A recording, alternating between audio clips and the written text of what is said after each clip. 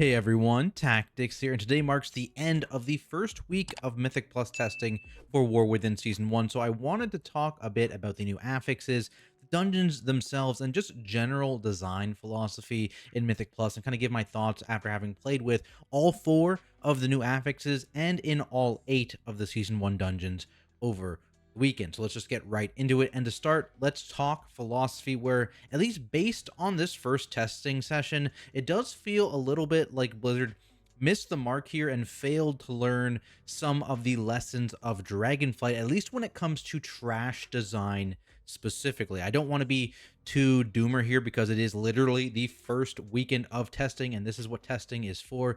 We give our feedback, and I think at the start of Dragonflight, it was a similar situation as well. A lot of things can and will change, but if you basically just look at any of the new dungeons just across the board at the moment, you see trash mobs that all have 2 to 3 abilities each, with very little variation of mobs that have less than that, right? And there are packs made up of anywhere from 3 to 5 different mobs, and they all have 2 to 3 abilities, and so that's a lot of different things, and just kind of mechanic vomit in a lot of situations, and requires a lot of kicks and stops, which is also something personally I would like to see them move a bit away from. I know Blizzard has mentioned in that blue post on affixes in particular that they wanted to focus on reducing visual noise, clutter, and cognitive load from those affixes, but I think the dungeons themselves are going to need a bit of a pass as well, as currently it does kind of feel like we're in almost an arms race with Blizzard, as we have access to too many forms of CCs to control mobs, so then they feel like they need to give us more mechanics to actually deal with in dungeons because we have so much CC, and it's just kind of this vicious cycle. Personally, I'd like to see them maybe pull back a little bit on the CCs available to players, reduce that, and then maybe you can also then relax a bit on the amount of stuff going on in Trash Pack. Because like I said, having 3 to 5 different mobs and then each of those mobs doing 2 to 3 different things, it's just a lot. It is a lot, and that's not what a lot of people like to do, because also it kind of prevents them from doing these big, massive, fun pulls. Because let's be honest, everyone in Mythic Plus, they just want to do big pulls. And this is also kind of why I disagree with a lot of people that come into like my YouTube comments or my stream chat who say removing double sigils for vengeance is a bad thing, and instead what they should do is they should just give that much utility to all of the other tank specs, and that is problematic because if you give every other tank spec that level of control, this arms race is never going to end, right? You're going to have to still find ways to compete with every single tank having the same amount of stops as like a Vengeance Demon Hunter, and that's, let's be honest, a Vengeance Demon Hunter has entirely too many stops at the moment. We'll see what they end up doing to that. Currently, it's nothing, but obviously there is still time to adjust. And not to mention, too, if you gave tanks this many control abilities, it puts even more responsibility on the tank role, which already has a lot of responsibility on it and already discourages new players because of that existing kind of responsibility from trying it out. And, you know, you have a tank shortage right now, so potentially maybe that's not something that is good for the health of the game. On the topic of stops, this could be maybe an early beta thing where abilities just aren't flagged yet, but currently most abilities in the game from these newer dungeons don't actually go on cooldown when you use a CC to stop them, whether they're interruptible or not interruptible. So you either need to have enough interrupts and silences in your comp to prevent these interruptible abilities from going off, or you just need to eat whatever non-interruptible ability is attempting to go out. If I remember correctly, again, I think a similar thing happened in Dragonflight, where the first couple sessions of Mythic Plus had a lot of spells that were not actually CCable, and this changed over time. So maybe these flags and cooldowns are going to be added in the coming weeks, but as just wanted to point it out, these definitely need a lot more spells that can be stoppable instead of just interruptible, or instead of not stoppable whatsoever. And maybe, again, you just prune back on the overall number of these spells that do exist. Quickly covering bosses, I actually think they are in a pretty good state. Of course, there's going to be some overtuned things. That is very, very standard for the first couple of weeks of beta. Like first boss in Stone Vault comes to mind, but that is just a pure numbers issue here. That is tuning that can be adjusted, scaling that can be adjusted, and also speaking of scaling, it was a bit difficult to do some of the Mythic Plus testing because the eye level we're currently scaled to is below LFR. I think it's like 580 is the actual number, which makes it tough to test keys above like a +6, especially if you're pugging a lot of your group like I was on the beta this weekend. So outside of the boss scaling stuff, they do seem to have moved away from the problematic design, such as immunity phases that are on a timer, or like these ads that you have to kill and scale with Tyran, just have a ton of health and happen very, very frequently. There are a few exceptions, of course, but I think pretty much all of these exceptions are actually from the older dungeons they brought back, and they were problematic back then, and they just haven't been fixed yet, but maybe there is a fix in the works. So like the first boss in Mr. Scythe, the last boss in Siege of Borealis, the last boss in Necrotic Wake, just to name a few. There's actually a ton of really cool new boss mechanics as well in dungeons. I think City of Threads has some really, really cool bosses. Dawnbreaker as well. Those two dungeons both have completely other issues, which we'll address shortly here. But I do actually like some of the new bosses, and I think the design on some of those bosses are significantly better than some of the design of the Dragonflight bosses. But again, we'll see how that ends up scaling into some higher tyrannical keys. From there, I wanted to pivot a bit towards affixes, where to start, let's talk about the 4 new level 4 affixes in Reckless, Thorned, Attuned, and Focused. In terms of the split between mobs being with or without mana, I think this ends up being fine. It's not even across dungeons, which is okay, and at least initially there are a few mobs which get buffed by something that you don't expect, but once you actually realize who is getting empowered, the split does seem fine. It's okay for some dungeons to be harder on some of these weeks, because it doesn't seem like it's a massive difference in a lot of cases. For the affixes themselves, I think design-wise, the most problematic one is Focus, just because having mobs machine gun casts at you with 30% additional haste with how they are currently designed with the number of spells they have is extremely hard to deal with. And like I mentioned earlier, there are quite a few of these mobs, and they all have like 2 to 3 abilities, and well, not every single one of them is buffed by this affix. There's definitely a lot of them, the majority of them, that are, meaning even if you have a group that has 5 melee kicks, you're going to eventually run out of these kicks, and these mobs are just going to go to town on either your tank or your group, depending on what their targeting is. So maybe here either the haste number needs to go down a bit, or they need to think of a different kind of caster buff that doesn't maybe want you to get a bunch of blanket silences in your comp, because you need that, otherwise you're going to get machine gunned. Reckless is the armor shred affix for tanks. This was tested on Tyran on the beta with the forced affixes, so it's hard to 100% say how it's going to be with Fort, but it definitely didn't seem as bad as I initially expected.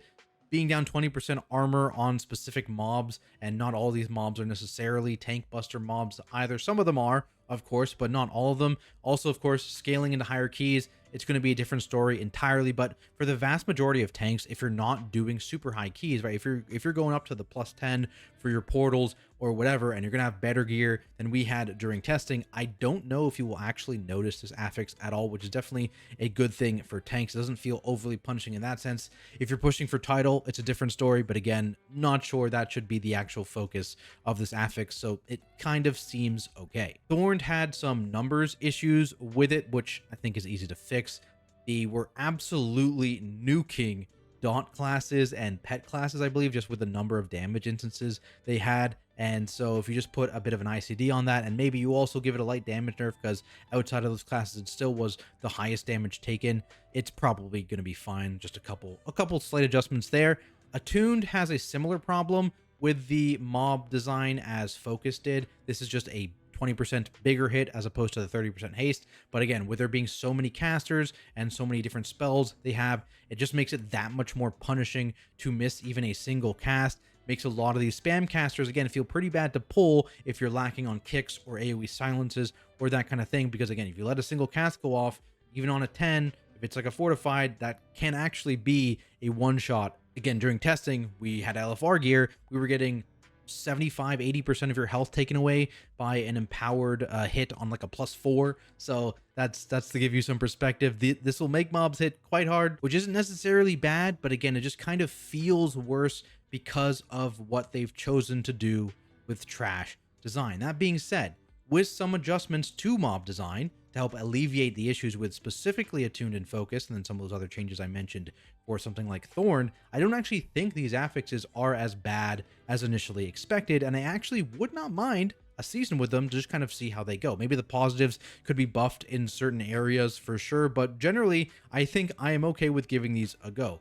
With that being said, there are some problems that I would like to see addressed. In particular, how these affixes actually combine with some of the other ones in the pool, with the big one being the interaction between fortified and then any of the attuned, focused, or reckless, kind of compounding on each other to make things like the tank buster mobs, the spam casters, or the big AoE mobs even more dangerous than they already are. Honestly, these Kiss Curse affixes could actually be the building blocks of something to replace Tyrannical and Fortified entirely, which would be cool to see and something a lot of people have been asking for a couple of expansions now. So it'd also be okay if they want to kind of rejig these damage amps and these damage bonus affixes and make them the bi-weekly affixes instead of on the level 4 row. But if you do plan on throwing them into the level 4 row here, I think maybe it's time to retire Fort and Tyran. Now, if you do choose to remove Fort and Tyran, again, I will suggest either replacing them with 2 successful old seasonal affixes and you just alternate between those 2 instead. Or if you want to just go with nothing on the level 2 row, that would also be something I would be interested in trying for a season. Now, in terms of scaling on keys, if they removed Fort and Tyran, I would like to see maybe them adjust it so that trash scales more than bosses. And then also on top of that, health for both trash and bosses scales faster than damage, just on keystone level increase, just in an attempt to avoid a couple things. The one being the whole one-shot situation we saw in Season 3 and Season 4 of Dragonflight, where on relatively low key levels, bosses and other things were actually one-shotting people very, very early on. And then the other thing is to try and avoid those 5+ minute boss fights that no one really wants to do, right? Those are not the fun part of Mythic Plus. Obviously, there's also some design decisions related to that can affect it, but having boss health and damage just scale slower in general on key level increase relative to trash is going to definitely help with that. Moving to the +7 affix bucket, I again want to hammer home here that Blizzard 100% picked the wrong set of affixes to keep, as again, those same major culprits in Attuned, Focused, and Reckless have some really, really bad interactions with, in particular, Bolstering and Raging. Plus, they also have that effect of higher cognitive load on the tank player during Sanguine weeks as well, compared to the previous affix bucket here, which is something they said they wanted to reduce. Again, if they plan to continue with this type of affix, I think one of 2 things needs to happen to the level 7 bucket. They could either A, choose to remove Bolstering, Raging, and Sanguine, and instead put back 3 of the affixes they plan to remove. I think this is probably going to be the most popular thing for them to do just for the community, but there is also a second option here. Option B, instead, make significant adjustments to decrease the difficulty of these 3 affixes in particular.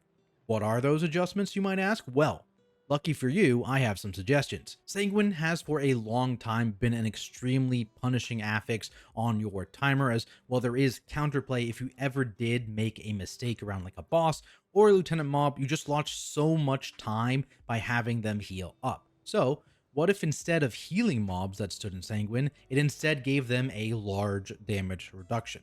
The exact number here could be a bunch of different things. You could test it anywhere from like 20 to 50%. Like that number could be big, right? You could see how it feels. But basically, by doing this, it still encourages you to use things like kiting and stuns or knockbacks and mob movement to avoid having mobs bathe in puddles, but it isn't nearly as punishing if you do have something bad happen, like that pesky lieutenant mob starts to do their channel and then mobs die on top of it, right? It's not nearly as big of a time loss. It doesn't feel nearly as bad as currently even just one single tick, even on a pack, if there's like 1 or 2 mobs with less health compared to the rest of the pack, it's a massive amount of healing, even if you play it near perfect and there's only 1 single tick, right? Raging, I actually have 2 possible suggestions here. First, you could make the buff be soothable and purgeable as well, allowing for a second class and even a race to AoE cleanse with priests and blood elves, as well as a whole slew of classes to have another single target dispel on this ability, opening up the counterplay outside of just have an evoker in your group.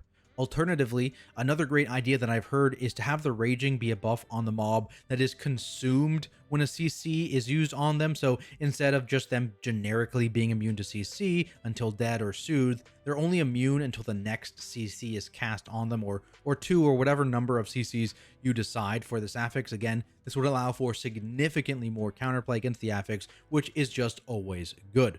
Finally, for bolstering, Gonna be honest here, I have zero suggestions. This affix is a shadow of its former self, and it still just absolutely sucks. I think it's time to say goodbye, unless someone smarter than me in the comments has a solution they think is good without having it add even more damage onto mobs that are already gaining damage from the +4 bucket. From there, I wanted to move into the dungeons themselves, where I'm going to try and avoid mentioning scaling issues and discussing mobs that have too many abilities, as I've already covered that earlier in the video. There are a lot of mobs with these problems. This is just going to get giga-long if I include that. Just note, if you're looking at War Within Dungeons or Grim Batol in particular, those probably need a tuning pass when it comes to those two things. So that makes complete and total sense. I'm not going to go into it in this list. So let's start with Ara-Kara.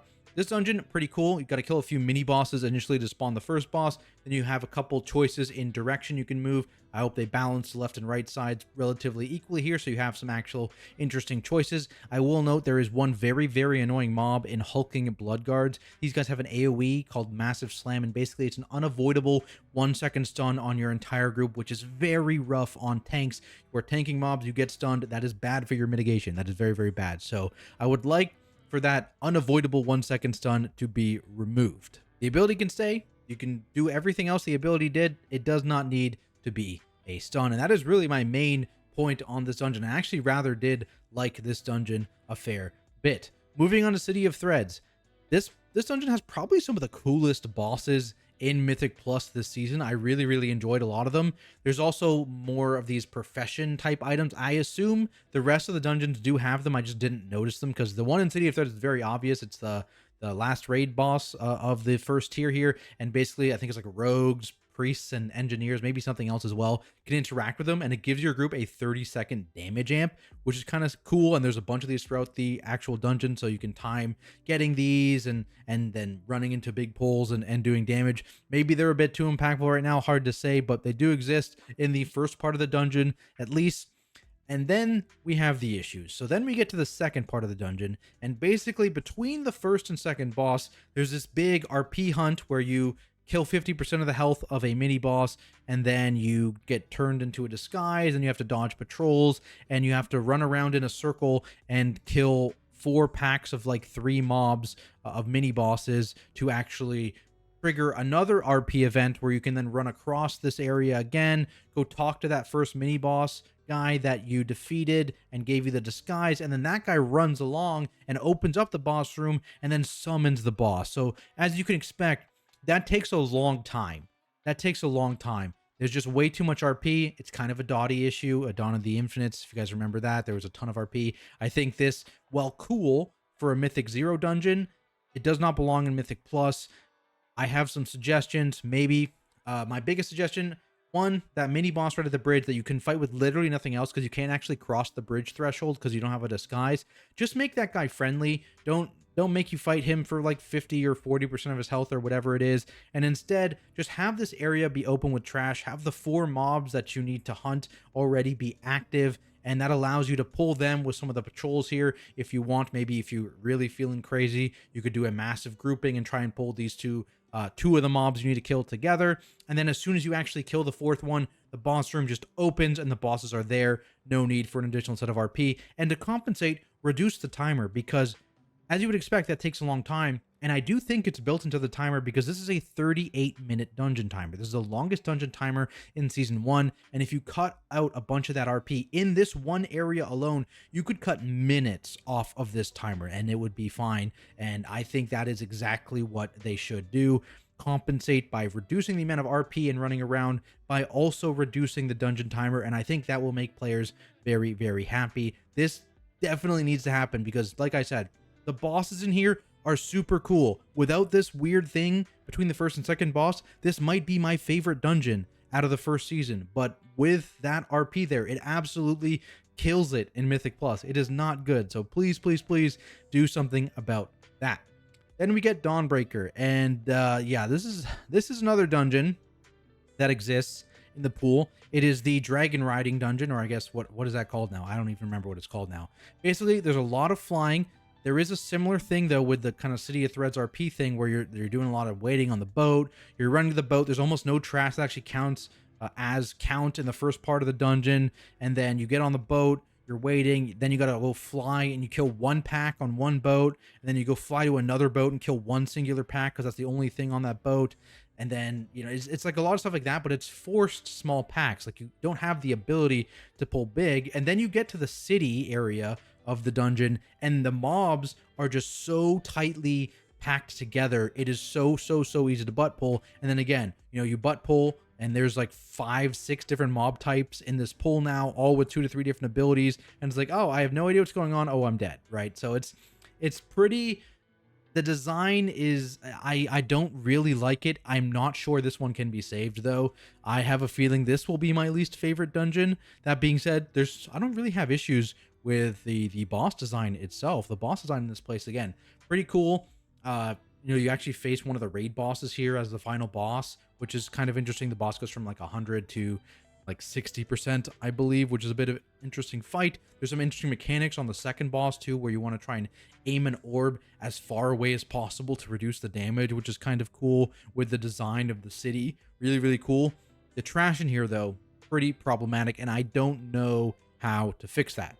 Then we get to some easy ones. Stone Vault. This is just some scaling issues and some too many of those caster issues. Same with Grim Batol, where it's just too many caster issues in my opinion. I don't think the general design of these dungeons is actually bad in any way. I actually really liked Grim Batol as well. So we'll have to just see, scaling and see if any peel back just stops that kind of thing in these dungeons. Then we get to some of the other older dungeons that were brought back. Siege of Borealis. This is the Alliance version, so it was a bit new to me, the beginning part, because I played Horde in this expansion. So yeah, beware, Alliance version, even for Horde players. The first boss also gained a damage amp now, which is kind of nice. You're going to kill that a little faster. Of course, spotters are no longer going to do friendly fire damage, which is just a good thing. This strat was cringe, and I will stand on that hill. The second boss, maybe you would move away from being a timed intermission on this boss, because you do have to kill ads every time she jumps up. So consider making this a % HP based thing that happens like twice or 3 times, or however many times you want it. I think twice is good, like at 70 and 40%. But that's something I always want to stay away from, these timed intermissions where the boss can't be dealt damage to, right? So would like to avoid that. Fourth boss, again, as expected, is still just a bit rough. There's a weird spawn timer delay thing you can do on the second platform to make it easier, which isn't obvious. The boss still tries to like melee people if your tank doesn't kind of AFK between the second and the third platform. It's just, I expect it to be pretty rough scaling wise as you get into the higher tyrannical keys. So this one, I am not excited to fight this last boss, but honestly, the rest of Siege of Borealis is not bad. The last boss is questionable. The rest of it is pretty fine. Moving on to Mists of Tyrna Scythe, they've changed the night phase skips and stuff like that to be usable by Tauren, High Mountain, Night Elf, Druids, and Herbalists, I believe. So any of those things can open up the skips, open up the graveyards, or open up the little mushroom cave thing to get the buffs. So have one of those in your group for sure. The first boss still exists in the exact same way it did back in Shadowlands, so the fear is going to be problematic on higher keys. Anything where it's forced loss of control and then your only counterplay is to have a fear immunity, it's just going to feel bad, right?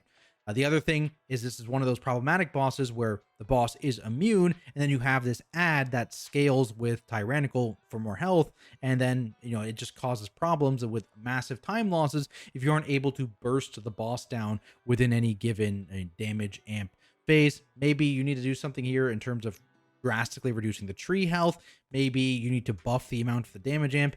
Anything basically to make this boss not feel as terrible as it did back in Shadowlands. For the maze, something I've seen suggested is potentially allowing you to do the maze while in combat so you can progress through it faster. I think that would be pretty cool. There is still the whole thing where pets and long range abilities can actually pull through the walls. So that is something to be aware of too. Potentially you're going to want a pet class in here to allow you to pull more of the maze, because they've done something weird to the end of the dungeon where they've made those big staghorn worms. They gave them a third ability that they didn't have previously, which is a big AoE hit that also does a nature damage amp onto you. And if you remember, not only does this new hit do nature damage, but there's also mobs in this area that do random target nature damage and stuff like that. So it basically makes it so that you can't pull 2 of these staghorns at a time. And again, if you remember, you kind of wanted to do that. Like every other pack has a staghorn in it almost. Not even that. Sometimes back-to-back-to-back packs have staghorns in it. So Forcing yourself to only pull up to one of these is really, really rough in this area, and I have no idea why they even added this ability in the first place. It definitely was not needed, so don't know why it's here. Please delete that one. Thank you. And that brings us to Necrotic Wake, where they have done a lot to reduce the strength of weapons, which I am happy about. Again, just like Spotters, I didn't really like this gameplay. It's not fun to have other things kill the dungeon for you. So the hammers and the Kyrian golems are just gone.